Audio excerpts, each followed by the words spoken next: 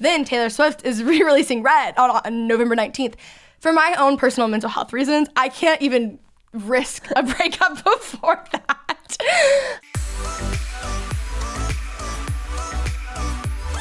What's up, guys? It's Katie Austin here, and welcome back to Austin AF. Today in studio, I have Kenzie Elizabeth. She is a YouTuber, a podcaster, and I just think it's so freaking cool how she bought her own house at age 22. I mean, not a lot of people can say that. So she has some business tips, she has some funny dating stories, and how she got started on YouTube since age 16. She's about to come into studio, but first, I wanted to, of course, tell you guys about my weekend, because this was the first weekend that LA is back, and LA is back, baby. We are full on, full capacity. I went to the Clippers Utah Jazz game 7, and it was fully back. It actually wasn't game 7, it was game 6. I'm such a liar. I'm so bad at sports. But it was game 6, and it was fully packed. And I just wanted to say I am learning how to go out with my boyfriend, and that prompted, and I say that in a way that like sounds really bad, like we're having extreme issues. We're not at all, but I think some other girls and guys out there can kind of relate to this, because my boyfriend and I are a quarantine relationship. We've almost been dating like 10 months now. And so the entire time that we've been dating, bars in LA and clubs in LA have been closed. And, you know, never full capacity restaurants, always outside and stuff like that. So this weekend was actually our first weekend ever going officially fully out, no mask, full capacity bar with so many freaking people in the bar around, hot and sweaty, dancing, you get it. So it's so interesting that our relationship actually is probably backwards than any other 20-something relationship that there was before COVID. Because I feel like before COVID, you would go out a few times and always be drunk together and like go out with your friends. And, you know, it was kind of an opposite relationship, because our first few months together were like completely sober and like just hanging out one-on-one and being together 5 days a week and not partying together and being around other people so much. And so this weekend, it was really interesting to see that like we got drunk at a club together and we actually got in our first fight. He's gonna kill me for even saying this, but I think it's really real and I think it's really raw, because first off, fighting isn't always so negative in a relationship. I think fighting is actually sometimes beneficial, because you can learn and grow in a relationship and find out about the other person. And so I think this fight was actually really, really beneficial. Basically what happened is I got a table at this bar called Shore Bar, and I had some other guy friends come to the table, and basically like those guy friends were like drinking all of our alcohol and not paying. And I understood both sides. It was very like, you know, both points had validation in my opinion. And so we are right now, you know, the next day on Sunday, we're like, okay, well, we were just both really drunk and that was really, really stupid, but reevaluating on how to go out together. And honestly, fighting right now for us is probably really good, because we've never been in some of these situations. So we're just learning about each other, and we're learning what to do next time we go out together. And so first off, don't always take fighting as a bad thing. And I think when some people say like they never fight with their boyfriend, it's not always a good thing. So obviously it can be a really bad thing, but in this point of view, I think it was a really good thing. And if you're out there and you're like me and you're a quarantine relationship, you know, it is a little bit backwards on how we did it than most relationships out there. And I think it's going to be really, really interesting actually to see how exactly these quarantine relationships are experienced in the real world, with everything else going on with real life. And, you know, I'm sure we'll have some adversity when he starts to travel for work every single week. When I start to travel for work every single week, he's going in the office 4 days a week now, when we used to work together from home almost every single day. So it'll be interesting. It'll really test our relationship as well. And if you're out there with me, you are not alone. And yeah, I also just want to say one thing. I didn't wake up hungover for the first time on a Sunday, when I should have woken up very hungover, because I stuck to tequila sodas the entire night, and I had water in between every single meal. So if you are going out this weekend, I mean water every single drink. I just said meal. Make sure to have water between every single drink. And I promise you guys, you will not wake up as hungover as you guys should be. So no sugary drinks. I promise you it works. And now let's get into the Kenzie episode. All right, y'all. I am here. I said y'all because she's from Texas. Wow. No, I'm kidding. I always say y'all. You're not special. No, I'm kidding. I'm here with Kenzie, and I'm so excited because we just came from your podcast too. And so we've been catching up, and then we drove together, and we were talking all things Dallas, alcohol, boys. And so you guys are in for a great episode here, and we have some kombucha flights for you. I'm so excited. So you love kombucha, right? I love kombucha. What is your favorite kombucha? Honestly, Health-Aid. But I'm biased because I had the founder of my podcast. That's I think that's the only reason I say that. But I actually really do like it. She's so nice. Okay, so first up is the Health-Aid Kombucha Ginger Lemon. It's my favorite.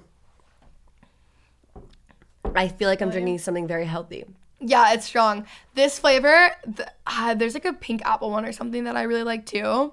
It's not as strong. That the ginger is very strong in that. But it makes me feel like I'm leaving Erewhon, so I'm okay with it. You know what I mean? Health is going through my body. Yeah, I'm good. This one is rosemary mint sage green tea. Ooh, I feel like I'm gonna really like this one. I love mint for summer.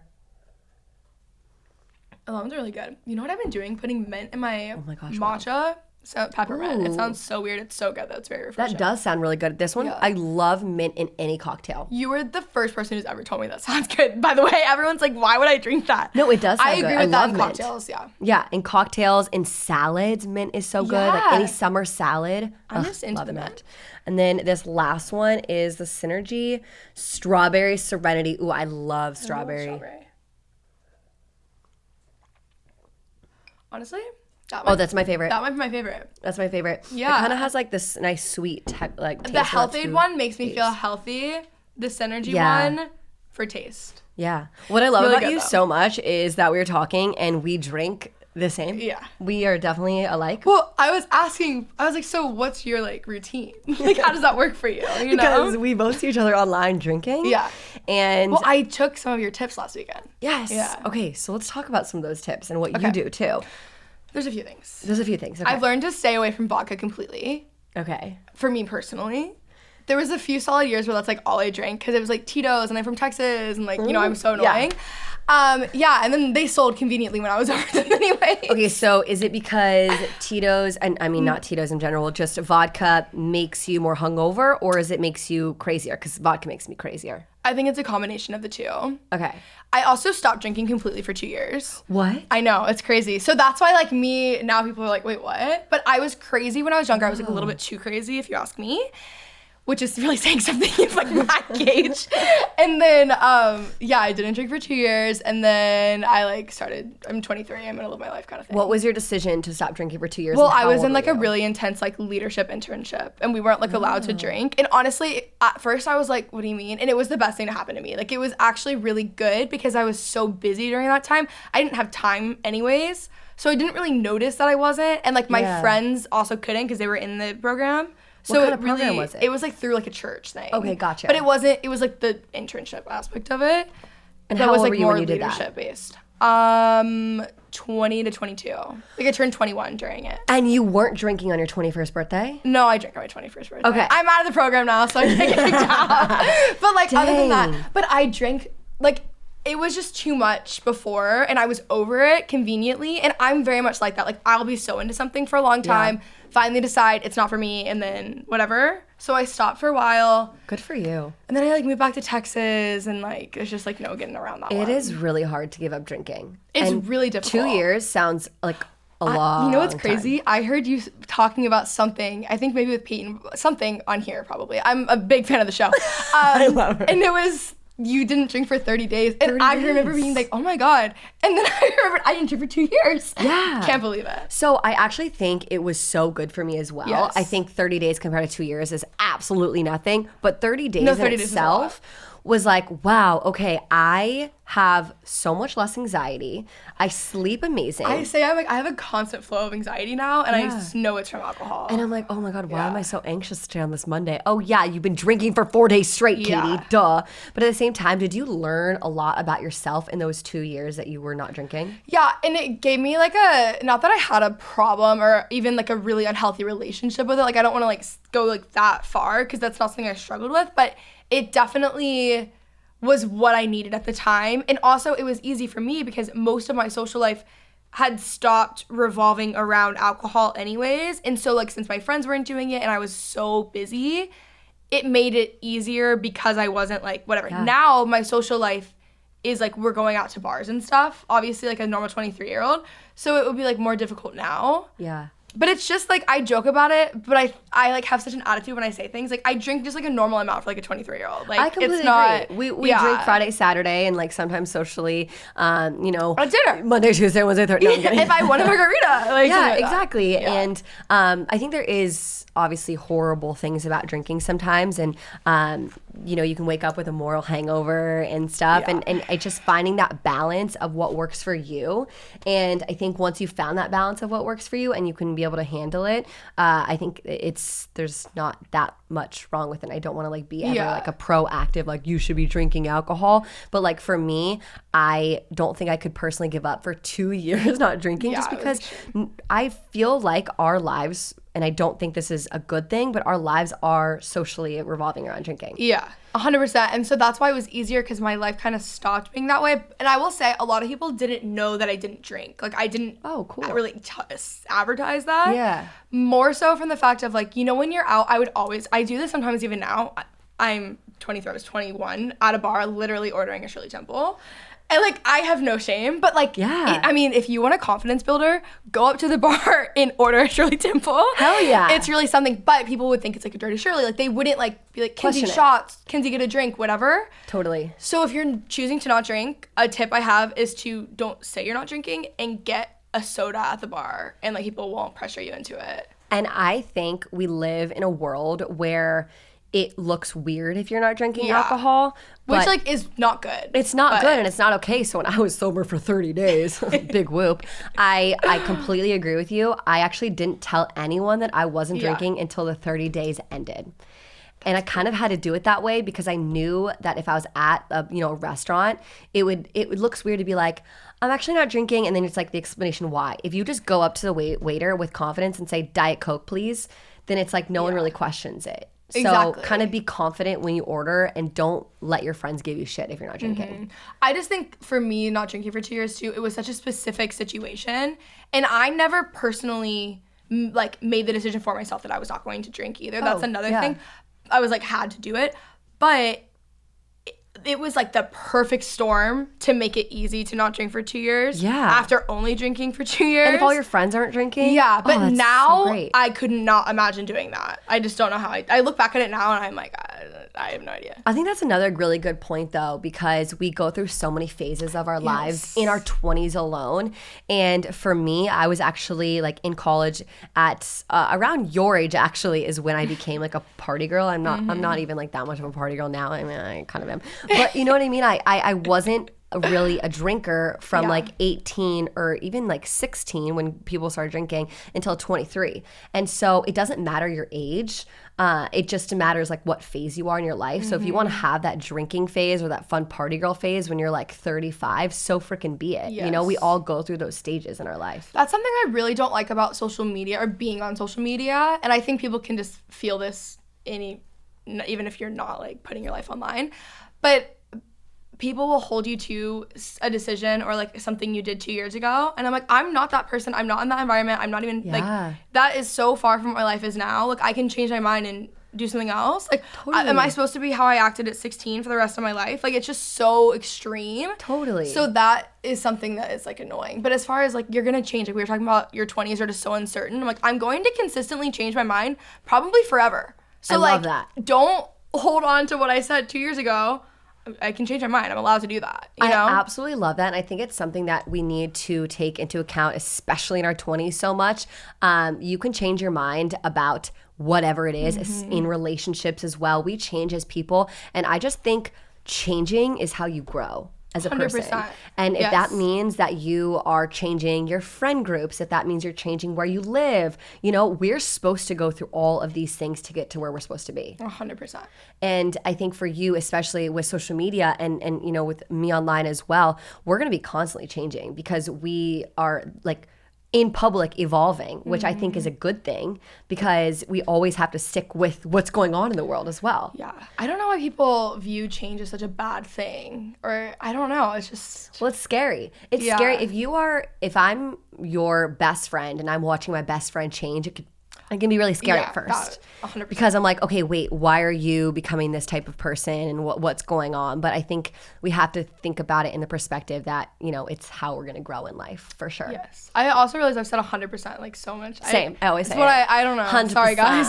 I'm saving the comments now. I know. I'm sorry. I say it all the freaking time. 100%. 100%. Okay, yeah. I want to go back to social media and how, you share a lot online and some people can be like, oh, you're not what you say 2 years ago. So let's go back to social media and, exactly what you do on social media. You're a YouTuber. You have like 360,000 followers on YouTube right now. Yeah, I think it's a lot of followers, dude. And you have been doing YouTube since you were 16. Yeah. Which is crazy. So tell me about your process on YouTube and how you've really grown on there. So I started my YouTube channel when it was like right around my 16th birthday, because that was like one of my first videos. Crazy. Yeah, it was like So you've been putting your life online for forever. Yeah. Some of my friends that I'm with now, like people will comment, I'll like share, I'll post a story with us now, like home in Texas, and they're like, oh my God, I remember your sophomore year vlog with them. Or like, it's crazy. Like we've grown up together. That's really cool. And I've gone through phases online where I'm more open with my personal life and like more private. It really just honestly depends on the mood that you're gonna catch me on like any given day.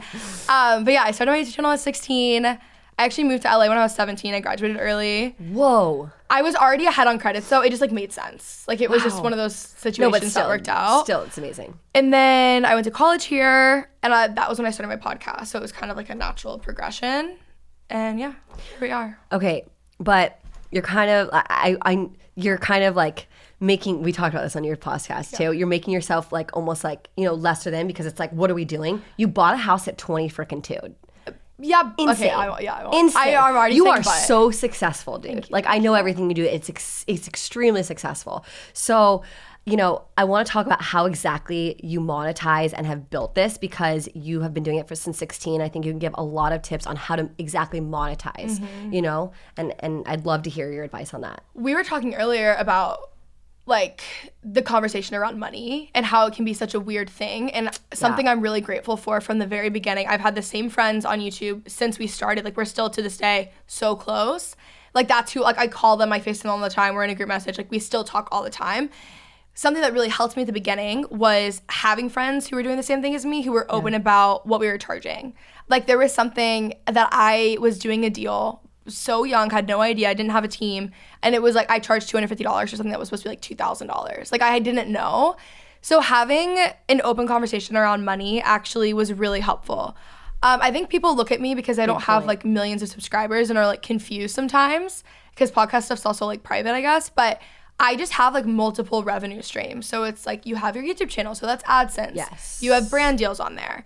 I've done some like virtual live shows. Like we're gonna definitely go into like more touring stuff, merch, podcasting, podcast merch, podcast deals, TikTok deals, like pretty much everything. I always joke that I like find a way to monetize everything in my life, which I actually don't think is the best thing about me. That's cool. But here's the problem. I was like, finally, reading is a hobby and I'm not doing anything regarding reading. Then I like start a book club thing on the podcast, and then I just like now got like an Amazon book deal. And I'm like, I was like finally gonna have like something else, but it's because I'm lifestyle. So I've branded it that way to where I can do whatever I want.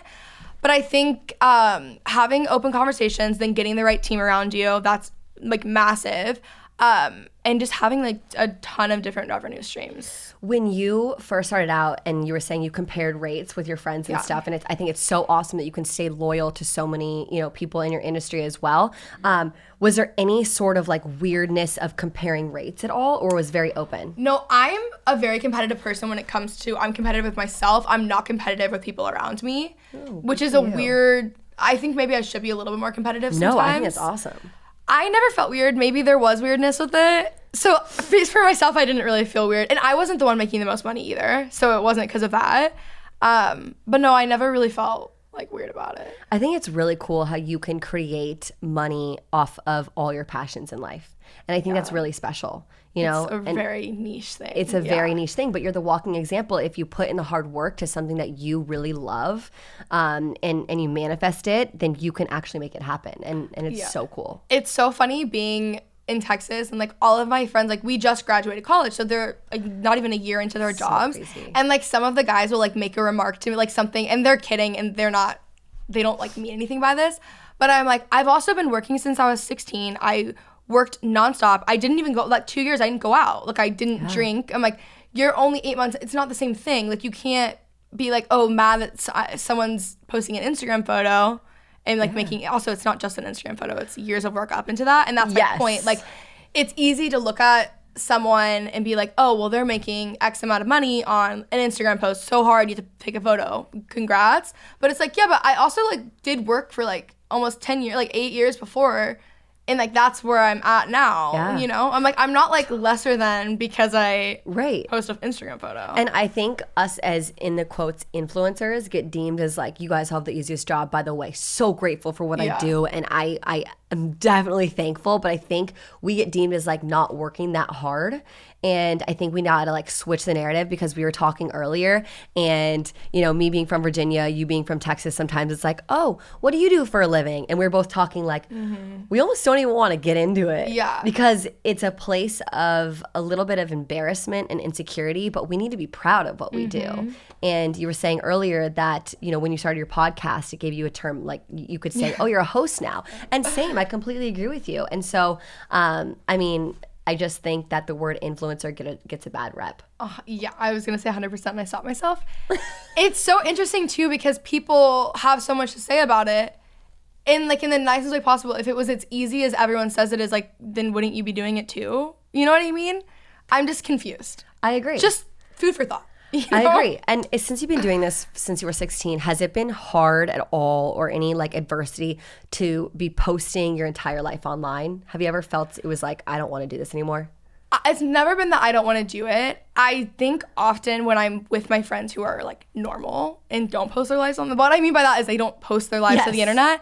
Like when I'm out, I'm like, photo of the food. Like it's not obvious. I'm very like chill about it, but I'm like, oh, I go somewhere on a trip. And I will think about this. It's like, I have so many friends you would have no idea that we went to this weekend or whatever. And like that, the difference between that, which is such a small thing, going through breakups on the internet is annoying. Like that stuff is like, okay, like maybe I should have kept you offline. Like, I think that's the only time. But even then, I'm like, I've learned to be less hard on myself in situations like that, especially when I change my mind about something, whether it be a relationship or how I want to live my life. Because I am 23, the difference is that like there's people who follow me on the internet. For sure. And I can still give myself like grace and allow myself to change my mind. But yeah, I think sometimes I'm really oddly private and you would never know unless you're like in my life at that time. But for the most part, I really value being open and like I like bringing people along. It's just a weird thing. I don't know. No, I completely feel you. And before we get into breakups, as you just mentioned that, I think perfect. It's also perfect transition. I think it's also really amazing to note, like, you have so many YouTuber friends and so many influencer friends as well, but to surround yourself with normal people is also really important. Yeah. I surround myself with my best friends who are literally completely off the internet. My boyfriend completely off the internet. It keeps me like it's real beautiful. life it's versus Instagram and YouTube and everything else, which is really important, I think, as content creators, to actually like be brought down to earth sometimes. I also think it's cool. We were talking earlier about how I really love learning from people in different industries. It's really cool to be surrounded by people who do different jobs than you, because I learn about that and I love that. But I do notice like my friends who only hang out with influencers versus my friends who have other friends in different worlds. It's just a very different vibe. It's very different. Totally. It makes me, when I hang out with, it's about to come across like really like, I don't know how well this is about to come across, but when I hang out with my like friends who have 9-to-5s, it makes me so grateful for what I do because I'm doing what I love, and my friends actually hate their finance job or their corporate world job. And so when I hang out with my influencer friends, they are sometimes complaining about like a brand deal deadline, and they're like, yeah, I have to shoot this reel today. And I'm like, Oh you my could God. be doing. You literally do not, you know what I mean? So it goes back and forth, and I understand some influencer complaints at the same time, but sometimes I'm like, okay, let's like get a grip on, let's bring it back in. Let's reel it back in here. Yeah. Okay. Breakups. Yes. Yes. So you publicly posted about your breakup on YouTube. Yeah. And first off, was your ex in a lot of your videos? Oh, yeah. Oh, he was. A ton. Well, we were friends before we dated. He's not. I had another boyfriend in like high school who's actually on YouTube too. So like, like one of those like young YouTube relationships. Is it cool to go back and see these videos? By the way, like your relationship documented. There's like so much with that relationship. Like it's just like funny. Like my now actually recently, I don't know why it's been brought up because I'm with my high school friends and it was like in high school, and there's this one video he made that's honestly the sweetest thing ever. But it's like so, like I look back at it, like they'll watch it because like it's funny now, not in like a mocking way, like it's genuinely like a really sweet video, but it's just funny to look back at yourself at 16. And I'm like, I can't look at this, like it's just like, anyway, so you could say I'm a pro with breakups online at this point. Yeah, he was in my stuff. We also were like friends before. So it wasn't that I intentionally put him in my stuff, it was that he was already in my stuff, but I wasn't planning on dating him at that time. So that was another thing. And my life at the time, it was either I don't vlog at all or he's in the vlogs, because pretty much everything we did was together. Not even in the sense of we chose to be together. It was just that we were in the same circles in like every regard. So you guys were together for 2 years? Yeah, like kind of like a year and a half, I think. When I said that in the car, I'm like, maybe not. Okay, year and a half, whatever. Yeah. Same shit. Year and a half, 2 years. You know, same thing, whatever. It goes in and out, whatever. And can I ask you guys why you guys broke up? It was just like I can't because it's like so.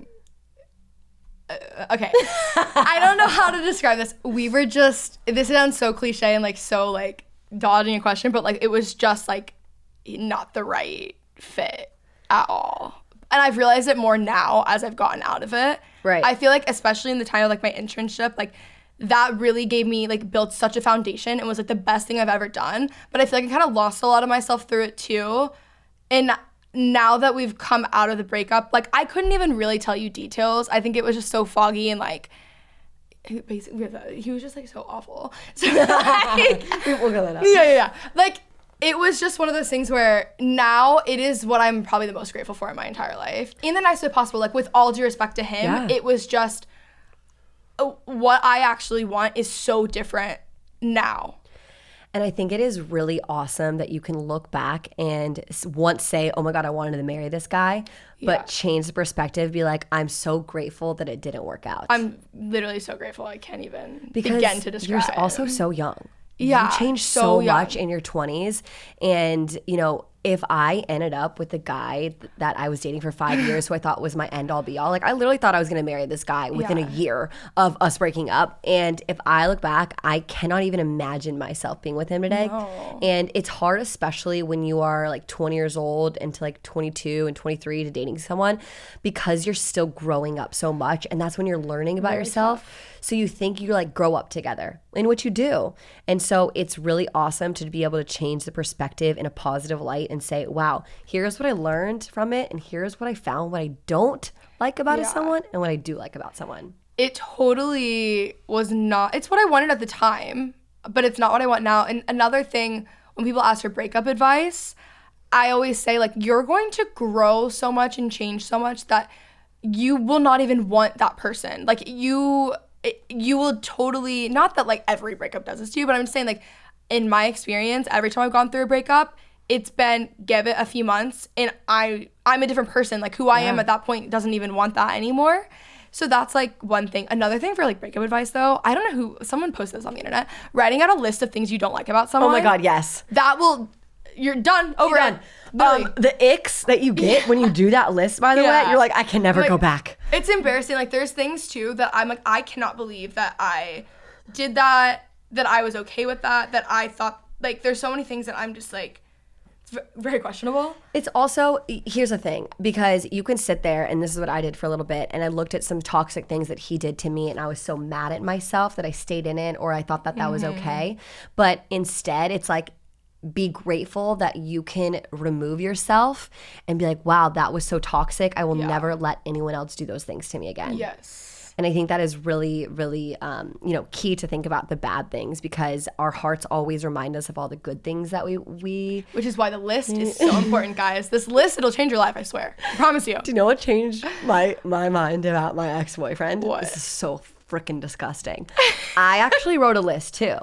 Oh my God. I'm afraid. I'm going to throw up. So my best friend reminded me of this when I was like a little bit sad, like the next day. And she said that she couldn't take the way he put his finger in his ear and then sniffed his finger afterwards. Yeah, I mean, that's understandable. From that day on, I actually couldn't even look at him. I'm not kidding you guys. That's the best though, when you find the one thing that you're just like, done. Oh my God. The one thing, and it was like the most disgusting little smallest thing ever. But I promise you guys, we dated for a whole year. And ever since my best friend reminded me of that ick, I don't consider him an ex-boyfriend. You will never, ever hear me talk about him. An entire year.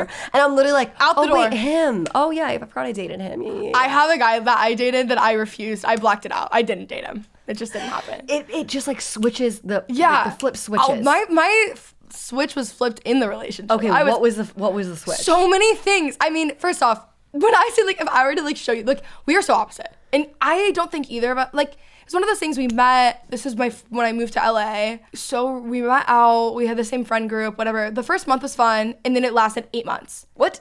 I broke up with him like 7 times. He wouldn't leave me alone, so it was horrible. And I don't feel bad when I talk about it, because like I know he didn't like me that much either. Like it wasn't like this crazy thing, but I think it was just so easy to stay in it, and we had the same friends. Yes. So I was like, I just moved here. I would never start dating someone when you just moved to a new city, by the way. But I met him, within months we're dating, and then I was like, okay, I'm gonna have to find all new friends, and it was just so much.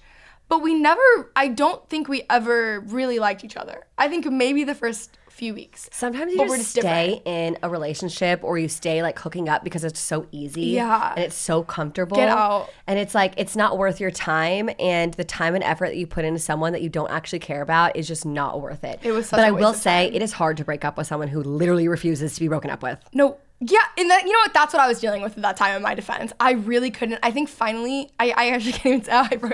I'm a horrible person.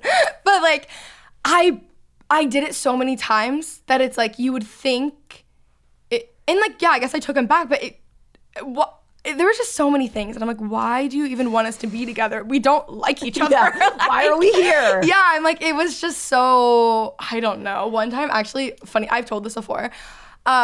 So 2 ex-boyfriends of mine, I guess one of them ended up living with the second one that I didn't like that much. I know, long story short. I end up at an after party. I've told this story so many times on the internet. It's just so funny. I've never heard it.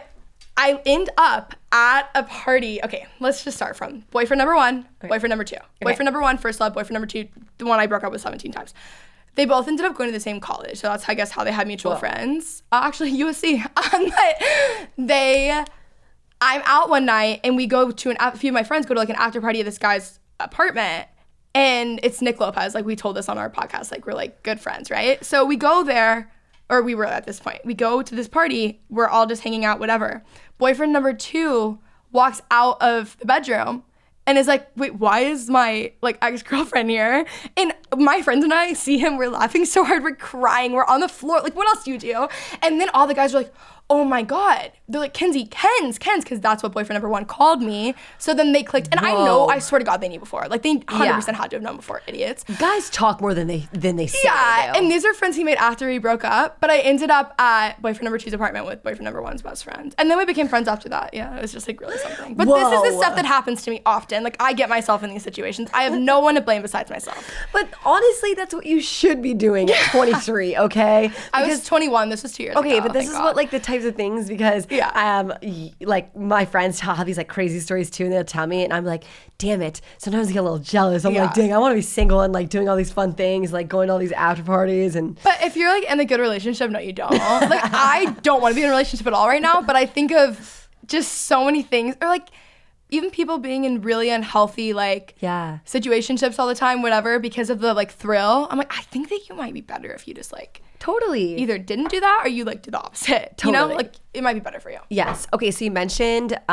just a second ago that you shouldn't be starting to date someone right when you move to a new city. Yeah. Let's talk about that, because you moved to Dallas February 2020, and so you moved to a new city, and also you moved to LA here from Texas. So any other advice besides not dating right when you get there to meet new friends in a new city? Okay, so I feel like I'm really outgoing. So like I literally talk to everyone. I don't shut up. Like that's I think why my job works. So I really do just talk to so many people. But I will say, moving to LA, I had an unfair advantage because I had so many influencer friends who also lived here. So I didn't move to a new city and not know anyone. Moving back to Dallas, I grew up outside of Dallas.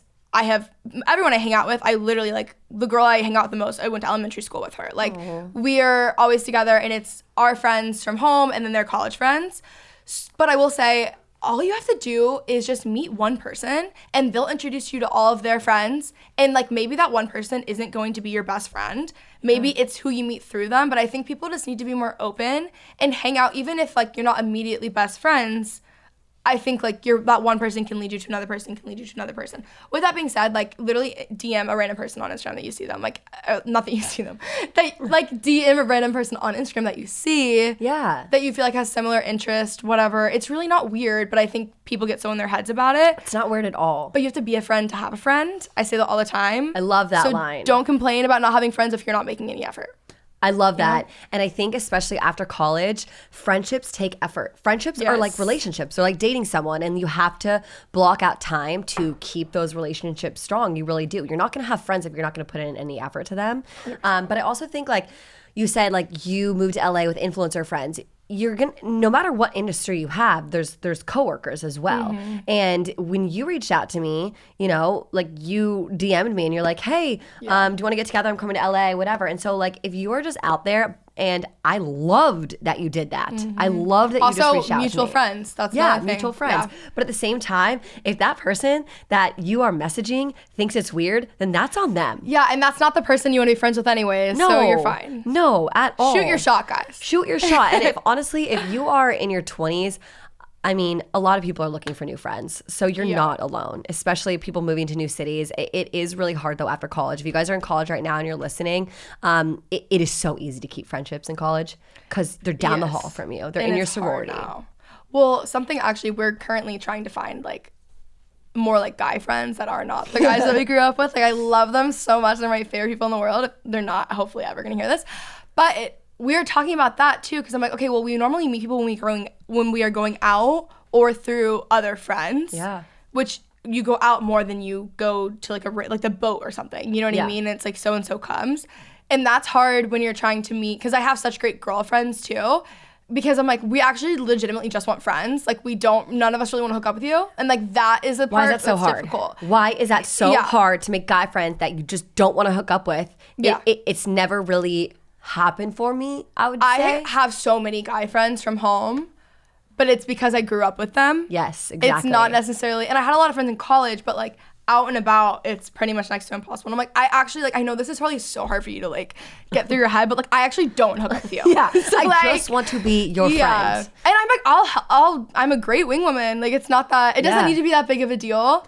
And that's like pretty much, that's hard. Yeah. No, it's funny because when I first started dating my boyfriend, he has so many girlfriends, like so many. And at first I thought it was really weird. I was like, why do I have like not that many guy friends? Because like guys in LA just like don't really care to be your friend. Yeah. And so I found it kind of weird. And now I'm like, wow, I'm kind of jealous that like girls can just be your friend, but guys can't be my friend. Like, what the heck is up with that? I don't understand. It's really difficult. But I've gotten really lucky. Like, the guys that I grew up with are the best people ever. You have to know them for a very long time. Yeah, and I've known them since I was between like 8 to 14 at the latest. Yeah. So I have an unfair advantage as far as like being friends. But even knowing them, they're not going out and making other girrlfriends. So it's like, that just is, it's really difficult. Oh, well, that sounds like a nice loyal group of friends at least. Well, I mean, like if they're meeting girls, they're not just being friends. You know what I mean? But yeah, you know. Okay, so tell me about your dating life right now. Oh, it's like not happening. You know, funny that you asked though. Yesterday, well, I'm on this like really strict, I'm not dating. Like I need a break. I love that, by the way. And at first it was supposed to be until like September because one of my best friends turns 24 and she said she was going to start dating again when she's 24. So I said, that's fair. It's through the summer. Sounds good. Then Taylor Swift is re-releasing Red on November 19th. For my own personal mental health reasons, I can't even risk a breakup before that. So I'm not dating. Oh my God. But I did see someone earlier today. And I'm literally not giving any hints because it will be found. But I think I found love. Which is weird because I'm heartless and I want absolutely nothing to do with anyone. Wait. You saw somebody or you met somebody? No, I met him. Oh. Yeah. Okay. Well, I'll follow up with you on that one. I mean, nothing's going to happen because I'm on this like strict no dating thing. Okay, but I don't think you should. Okay. No, I know, but here's the thing. I'm actually, for the first time in my life, like, even if I met the love of my life right now, I don't think that I would, like, I'm just mentally so far from that I can't. Well, then, you know? I think... that screams like, timing is everything. Yeah. And if you're not ready, I do think setting like a September date. I did that. I did that. Really? Oh my God, I did that. So, okay, I'm kind of kidding when I say, but like. No, I wasn't kidding. I did do that. I mean, I'm kidding, but I'm probably going to fall through. So do I not do that? So basically when I met my boyfriend last summer and I was thriving. I had the best summer of my life that I was like, I'm so happy. Finally, over all my ex-boyfriends, finally so single and living, I said, I'm not going to date someone till 2021. I met him and we hit it off, had the best time ever. We went on a few dates and I said to his face, I'm not dating you till 2021. And he like kind of laughed at me and kind of was like, okay. We like kind of kept seeing each other. And then a week later, we became boyfriend and girlfriend. So sometimes you just can't. No offense, that's kind of my biggest fear right now. Yeah. Because I think that might happen to me. Yeah. And I'm a little bit worried. But honestly, if something happens, I guess it happens, but you have to be like the greatest thing to walk this earth at this point. And which I love should that. be how You're you have that perspective. Exactly, you're holding out. I just have so much fun with my friends all the time, and I cannot imagine, I have no time for that. That would take away from my friends, you know? Here's the thing, okay. When you date someone like my ex who was so toxic that I didn't have time for my friends, that just means you're dating the wrong person. Okay, no, I don't mean it in the sense of I wouldn't have time for my friends. I'll always have time for my friends. I just mean I spend every single social second that I can with my friends. So realistically speaking, I would have to give some of that time to like a boyfriend. You would. I think I'm just so far removed from like any sort of emotional feeling. I'm completely over everyone I've ever dated. I'm having so much fun being single that I can't imagine, because I'm not hung up on anyone, I think I can't imagine developing feelings besides this morning when I fell in love. You know, okay, so, well, how amazing is that feeling to not the best think feeling. about anyone? There's never a better feeling. I wake up and I go to bed, so much peace in my heart, my mind. I'm like not weighed down by anything. Nothing bothers me. Oh, it's beautiful. You're not worried that he's going out on a Friday without you. It's just a beautiful feeling. Oh my gosh, it is the best feeling. And I truly think, and sometimes, if you're listening to this and you don't have that time to be alone and you find your soulmate, good for you, and I'm very happy for you. But I do think that every girl should go through a period of her life so single that she doesn't think about one guy because she knows exactly who she is. Also, I have been a relationship person up until this. Yeah. Not that I've always had boyfriends, but I have dated people long term.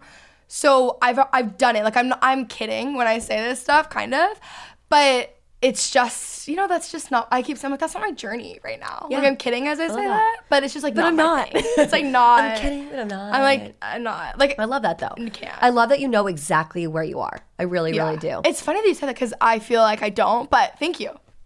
Actually, let's talk about that too, because we were talking about this earlier, and especially in social media in your 20s, you can feel so lost in life. Yeah. And you can feel like you don't know what the hell you're doing, and you go through phases of life where you do think, or honestly days and weeks, that you feel like you know exactly what you're doing, and you don't know what you're doing. Yes. And I love that like we can connect on the same page. I know I'm in my later 20s and you're in your earlier 20s. I'm really aging myself now. But it's true, no matter what age you are too, you just like almost never really know exactly what you're doing. I think up until this past year, I've always been a full-time student. Then I was in college, and I also full-time, like YouTube, podcasts, all of that. Like I was so busy, and I always, at some point, like I want to do other like business ventures. But I think my life was just maybe more like laid out for me at that point, even though it wasn't, because I had like school, and that was kind of like a safety net. And now that I'm like graduated, and I am so grateful for what I do, but there's like so many things that I can do. It almost is like overwhelming. And I've always been someone who's so sure of myself, and I finally like cracked, I think, in like April. And I'm like, I have no idea who I am. I'm losing my mind, blah, blah, blah. Like, I was like very extreme about it. I'm very dramatic. I deal with things by reading. So I read a bunch of books on it. And I have anxiety. So like uncertainty, which is your entire 20s, by the way. Not like my favorite thing in the world. But I've learned to like shift my perspective on it and be okay with it and not like put so much pressure on myself. But at the same time, it's not fun. No, it's not fun at all. I do think, gosh, that sounds so cliche. Like there's fun in the journey, or like, you know, whatever that quote not is. Knowing is, and uncertainty is actually really cool though. You know I what I mean? agree, but I also disagree. Like that's the thing, but I totally agree. I totally agree. You know? And in our industry, I think that not knowing what you're going to do is totally okay, because imagine Charlie D'Amelio or Addison Rae 2 years ago, if they were like not as young as they are, being like, I don't know what I'm doing with my life. There's always new platforms coming up. There's new products. There's new technologies. There's new things coming up literally every single day in our age group and like our day and age. And so it's like, you almost can't know what you're doing next because there's going to be something new. That's what I used to say before I had this freak out too, which is something I should have reminded myself of months ago. But yeah, I'm like, my job didn't even exist a few years. Like what I'm doing now didn't even exist, whatever. So how am I supposed to know? How are you supposed to know? And you get asked like, what is your end goal with your podcast? What is your end goal? What product are you going to create? And like, what's your 5-year plan? It's like, you don't need to know that. You don't Especially even know in that digital, 50 years old. because things change every day. Change every single day. And like you said, you monetize in so many different ways. And so the whole 5-year plan is just bullshit, in my opinion. It's not my vibe. It's not my journey. It's not my journey. It's not my journey. It's not for me. It's not for me. Okay, on that note, actually, we are going to go into a segment called Mood Boosting Mantra, where basically you say a mantra or a quote or something that like rings true and like how you go about your workday or relationships or just anything that comes to mind when I first say like mood boosting mantra. Something I always say is hold everything with an open hand, which is kind of what we were talking about before. So whatever it is in your life, like don't cling to it. Like if you cling, or like even like literally physically looking at a hand and you're holding something, you're suffocating it. So allowing yourself to like change and evolve too, especially with, we were talking about this before. I'm like, yeah, I dated this guy for so long and I thought that's what I wanted. I was in another situation and I was like, that's way more of what I want. But it would have never in a million, the guy had to beg me to even date him to begin with. Like, I would have never known that had I finally been like, oh, I'm not going to be like so tunnel vision anymore. And that's really helped me. So whatever that is, like whether it's work, you know, I didn't like start thinking I was going to like do a podcast. And now my podcast is like what I care about the most. And just like living life with an open hand, I think is important. I really, really, really love that. And I didn't make it up myself, but yeah. No, but I needed to hear that right now, especially because being able to let go of something can make you realize how much more you need in life or the next best thing that's going to come to you as well. So I really like that. It also goes for like not holding a grudge against other people too. Yeah. I don't do that at all. Yeah. It holds way too much in your heart. Mm-hmm. And to hold a grudge is actually worse for you than it is to the other person. Yeah. I can't hold a grudge. Dang. Well, I think that. I just maybe don't care enough either, but like I just can't hold a grudge. No, I wish I was on that page. Well, thank you so much. Thanks for having me. I had so much fun. You're freaking incredible and I love your personality so much. Where can everyone find you? Kenzie Elizabeth on like pretty much every platform. YouTube, Instagram, Twitter. My podcast is I Love You So Much with Kenzie Elizabeth. I love that. By the way, how'd you think of that name? I don't know. I like hate it now, so that's why I was like, I love it. I really like it. Well, it started because I like, you know, I don't shut up. So like I think everyone's like a best friend. Honestly, the real thing was like, oh, ILYSM is good for branding, but also I like the whole premise of the show is like I was having people on that I like love, and it's like grown. I love that. Yeah. Well, before we go, I also forgot. I really, really like your outfit right now, and I feel like you just like elevated like a basic dress. For anyone not video watching right now and just listening, she is like looking just so freaking cute. So and you're very into fashion. So any just like quick, simple tips to up your fashion game. Okay.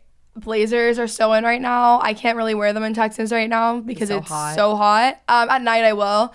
Adding a blazer to any outfit, even if it's like the athleisure wear, like you could wear a blazer with that. Yeah. Would like, it dresses it up a lot and it just like adds something to the outfit. And I'm really big into jewelry. Recently though, and I love purses. I always joke that I like came out of the womb wearing a Juicy tracksuit. Like I am whatever. So I bought all of these. I bought 2, I think 3. Like old vintage like Juicy bags. Like so stupid. I'll show you photos, but like I get so many compliments so on Gen them. Z of you. No, it's so Gen Z of me. And then I recently have been getting a lot more into like color and stuff. So like I'm accessories, blazers, purses, shoes. Like I think it's all in your accessories. I agree. And when you're wearing right now, you're matching your blazer to your dress and your purse. Yeah, I like color blocking, and chocolate brown's my favorite color, so that's easier for me because so many of my clothes are that color, and I'm really into pink now randomly. So color blocking, what does that mean? Sorry, I'm not in fashion. Color blocking, I think actually technically means you wear different colors and it's just one color. I'm pretty sure, so I think I said that wrong, but I just like monochromatic. Got it. Okay. All the same color. Good to know. I need to up my game because I feel like I'm wearing a little body jumpsuit right now. It's like really cute. It's vintage. I could wear a blazer with this and just up my game a little bit. There you go. So thank you. Thank you, Kenzie. Thank you so much for coming on. And also make sure to check out her podcast. I was on it. I love you so much. And yeah, I will see you guys next week.